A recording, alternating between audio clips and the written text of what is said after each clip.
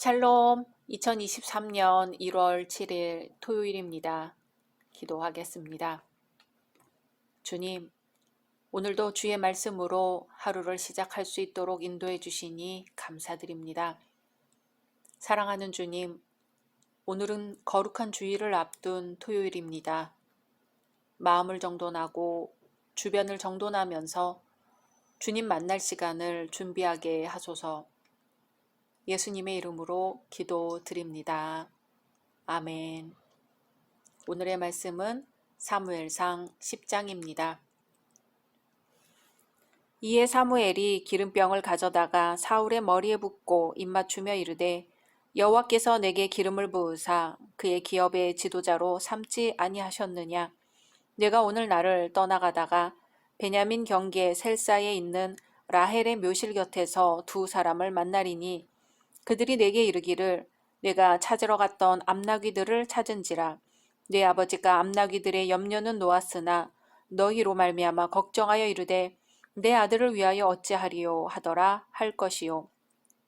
내가 거기서 더 나아가서 다볼 상수리 나무에 이르면 거기서 하나님을 배우려고 베델로 올라가는 세 사람을 만나리니 한 사람은 염소 새끼 셋을 이끌었고 한 사람은 떡 세 덩이를 가졌고 한 사람은 포도주 한 가죽 부대를 가진 자라. 그들이 내게 문안하고 떡 두 덩이를 주겠고 너는 그의 손에서 받으리라.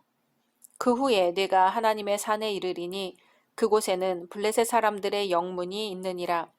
내가 그리로 가서 그 성읍으로 들어갈 때에 선지자의 무리가 산당에서부터 비파와 소고와 저와 수금을 앞세우고 예언하며 내려오는 것을 만날 것이요. 내게는 여호와의 영이 크게 임하리니 너도 그들과 함께 예언을 하고 변하여 새 사람이 되리라. 이 징조가 내게 임하거든 너는 기회를 따라 행하라. 하나님이 너와 함께 하시느니라. 너는 나보다 앞서 길갈로 내려가라. 내가 내게로 내려가서 번제와 화목제를 드리리니 내가 내게 가서 내가 행할 것을 가르칠 때까지 7일 동안 기다리라. 그가 사무엘에게서 떠나려고 몸을 돌이킬 때에 하나님이 새 마음을 주셨고 그날 그 징조도 다 응하니라. 그들이 산에 이를 때에 선지자의 무리가 그를 영접하고 하나님의 영이 사울에게 크게 임함으로 그가 그들 중에서 예언을 하니 전에 사울을 알던 모든 사람들이 사울이 선지자들과 함께 예언함을 보고 서로 이르되 기스의 아들에게 무슨 일이 일어났느냐 사울도 선지자들 중에 있느냐 하고 그곳에 어떤 사람은 말하여 이르되 그들의 아버지가 누구냐 한지라 그러므로 속담이 되어 이르되 사울도 선지자들 중에 있느냐 하더라. 사울이 예언하기를 마치고 산당으로 가니라. 사울의 숙부가 사울과 그의 사환에게 이르되 너희가 어디로 갔더냐? 사울이 이르되 암나귀들을 찾다가 찾지 못함으로 사무엘에게 갔었나이다 하니 사울의 숙부가 이르되 청하노니 사무엘이 너희에게 이른 말을 내게 말하라 하니라. 사울이 그의 숙부에게 말하되 그가 암나귀들을 찾았다고 우리에게 분명히 말하더이다 하고 사무엘이 말하던 나라의 일은 말하지 아니하니라.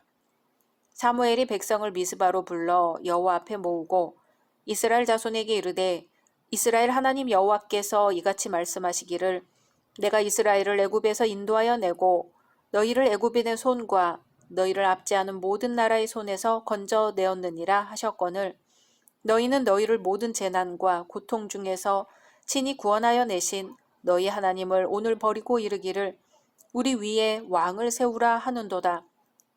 그런즉 이제 너희의 지파대로 1000명씩 여호와 앞에 나아오라 하고 사무엘이 이에 이스라엘 모든 지파를 가까이 오게 하였더니 베냐민 지파가 뽑혔고 베냐민 지파를 그들의 가족별로 가까이 오게 하였더니 마드리의 가족이 뽑혔고 그 중에서 기스의 아들 사울이 뽑혔으나 그를 찾아도 찾지 못한지라.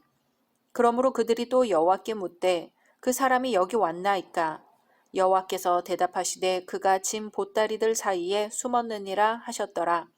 그들이 달려가서 거기서 그를 데려오매 그가 백성 중에 서니 다른 사람보다 어깨 위만큼 컸더라. 사무엘이 모든 백성에게 이르되 너희는 여호와께서 택하신 자를 보느냐? 모든 백성 중에 짝할 리가 없느니라 하니 모든 백성이 왕의 만세를 외쳐 부르니라. 사무엘이 나라의 제도를 백성에게 말하고 책에 기록하여 여호와 앞에 두고 모든 백성을 각기 집으로 보내매 사울도 기브아 자기 집으로 갈 때에 마음이 하나님께 감동된 유력한 자들과 함께 갔느니라.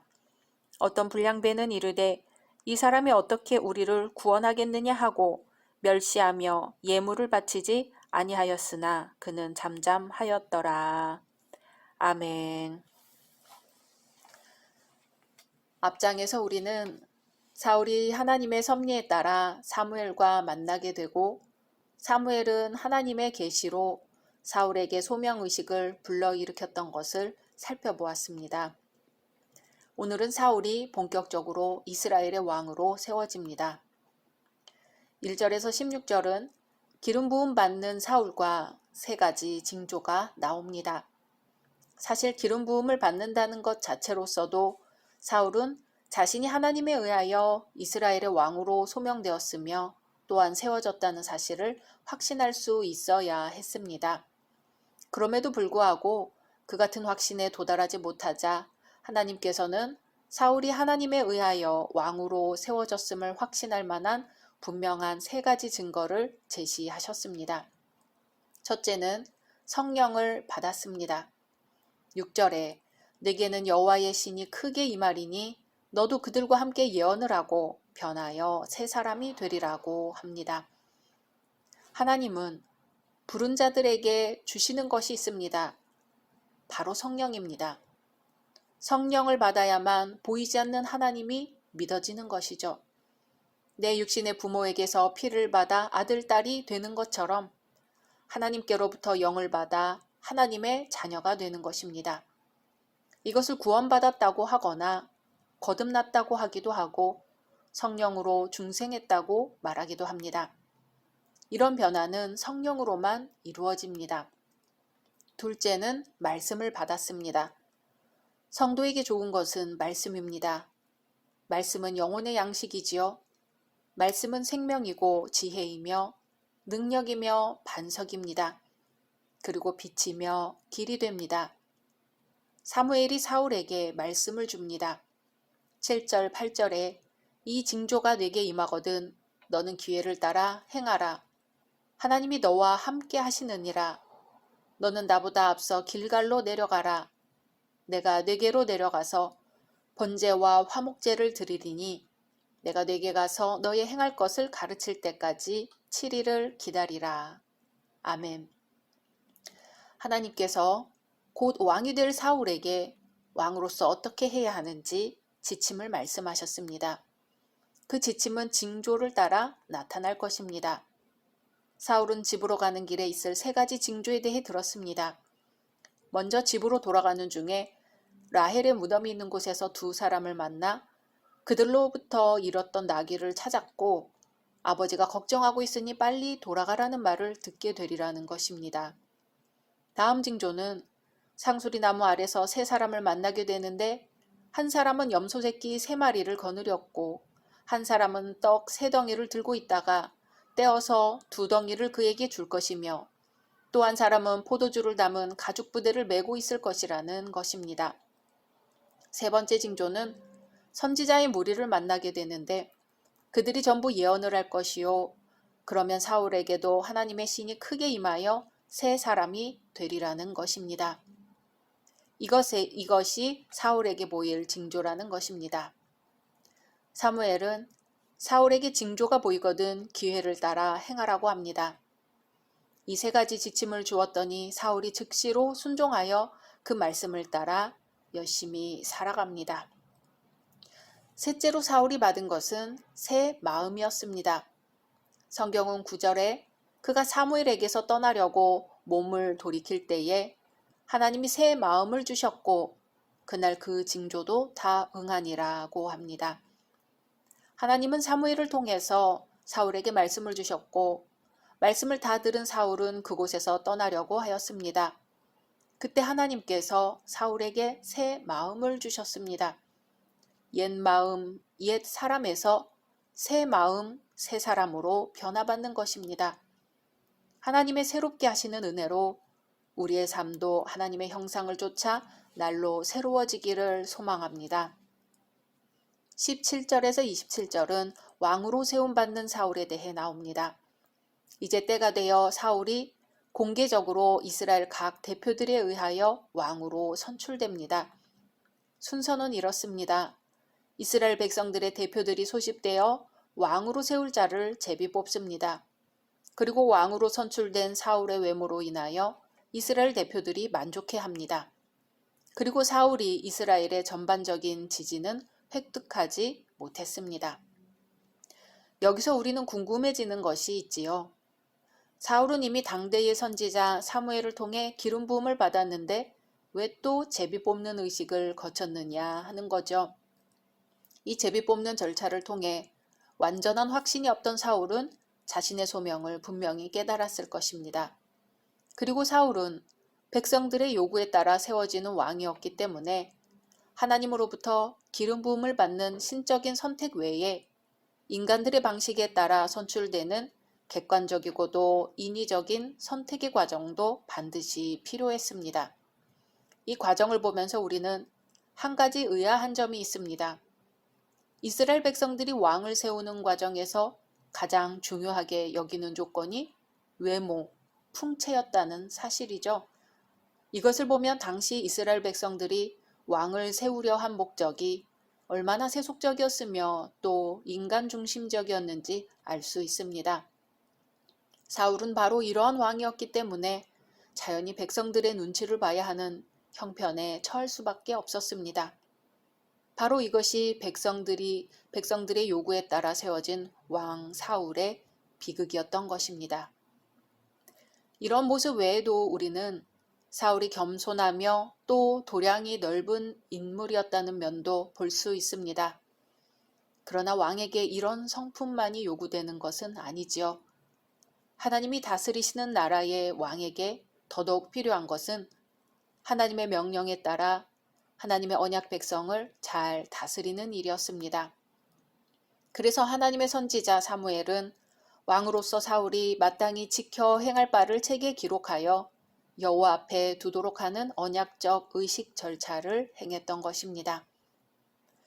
우리는 여기서 하나님께서는 인간의 외모보다는 중심을 더 귀중히 여기시며 천성적으로 좋은 성품보다도 하나님의 말씀과 성령의 능력에 의해 변화된 성품을 더 귀하게 여기신다는 점을 깨닫게 됩니다. 달면 삼키고 쓰면 뱉는다는 뜻의 감탄고토는 제 비위에 맞으면 좋아하고 다르면 싫어한다는 뜻입니다.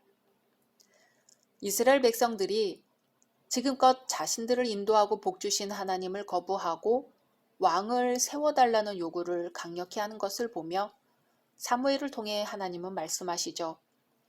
이스라엘 자손에게 이르되 이스라엘 하나님 여호와께서 이같이 말씀하시기를 내가 이스라엘을 애굽에서 인도하여 내고 너희를 애굽인의 손과 너희를 압제하는 모든 나라의 손에서 건져내었느니라 하셨거늘 너희가 너희를 모든 재난과 고통 중에서 친히 구원하여 내신 너희 하나님을 오늘날 버리고 이르기를 우리 위에 왕을 세우라 하도다. 결과적으로 하나님은 사무엘을 통하여 이스라엘의 왕을 세우시지요. 하지만 사무엘은 왕을 세우는 과정을 시작하면서 백성들을 모아놓고 왕을 세우는 것이 이스라엘 백성들의 요구였음을 분명히 밝힙니다. 모든 재난과 고통 중에서 친히 구원하신 하나님을 버리고 이제 왕을 달라는 태도에 대해 안타까운 마음을 표현하는 것이죠. 신앙생활을 하면서 우리의 모습도 이와 크게 다르지 않음을 보게 됩니다. 인간이 이기적인 것은 누구나 인정하는 바이지만 그럼에도 불구하고 우리가 달면 삼키고 쓰면 뱉는 얕은 수준의 사람이라는 것을 인정하기는 쉽지 않습니다. 우리에게 연이은 복의 시간을 주심에도 그것을 가슴 깊이 새기며 감사하기보다는 우리보다 더 나은 조건의 것을 부러워하고 하나님께 간구하는 것이 기도의 전부인 양 생각하지 않았던가요? 우리에게 유리한 것만을 받아들이고 해석하고 주장하는 성숙하지 못한 태도로 살아왔음을 돌이키는 시간이 우리에게는 필요합니다. 마치 이스라엘이 하나님을 버리고 왕을 달라고 요구하듯이 우리도 그러지 않았을까요?